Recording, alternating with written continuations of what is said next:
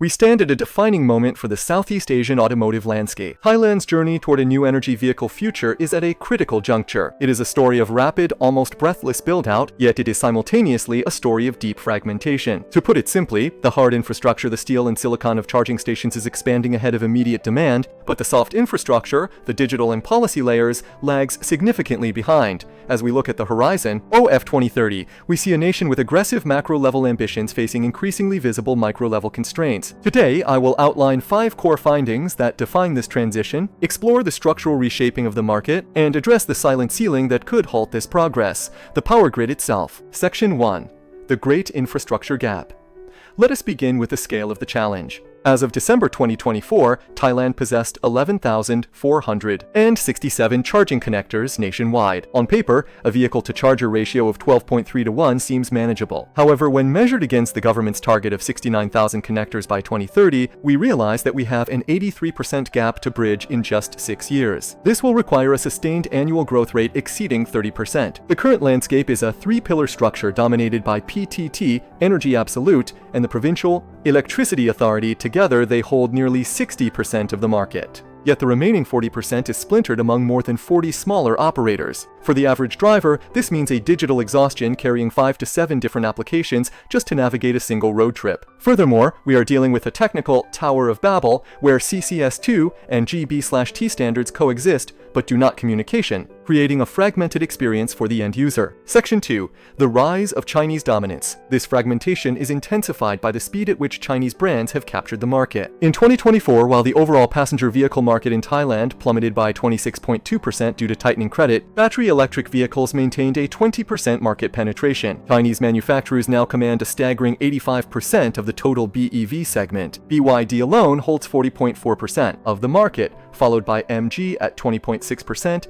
and Great Wall Motor at 10.2%. These brands did not just bring cars, they brought the GB/T charging standard, which now sits alongside the incumbent European and Japanese systems. This dominance is not merely a sales phenomenon, it is a manufacturing shift. Companies like BYD have invested 2 billion Thai baht to establish local production hubs. Thailand is no longer just a destination for Chinese exports. It is becoming the production and export base for the entire region. By 2025, we expect to see Thai-made EVs exported to at least 8 different countries. Section 3.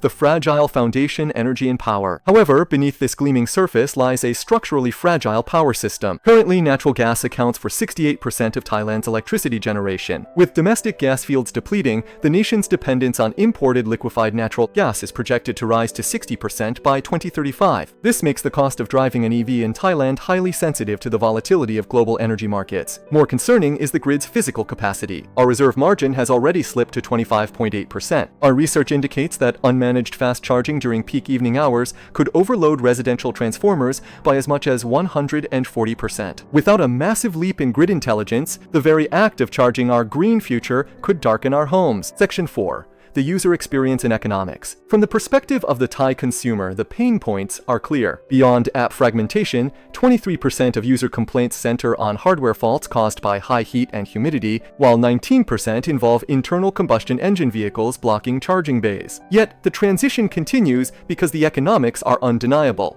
The energy cost for an electric vehicle in Thailand is approximately 1.1 baht per kilometer, compared to 2.5 baht for a traditional petrol engine. To manage the grid, authorities have introduced time-of-use tariffs. During off-peak hours, the cost drops to approximately 3.5 baht per kilowatt-hour. Preliminary data shows that this pricing has already shifted 40% of household charging to the night, but we are still in the early stages of a truly smart grid.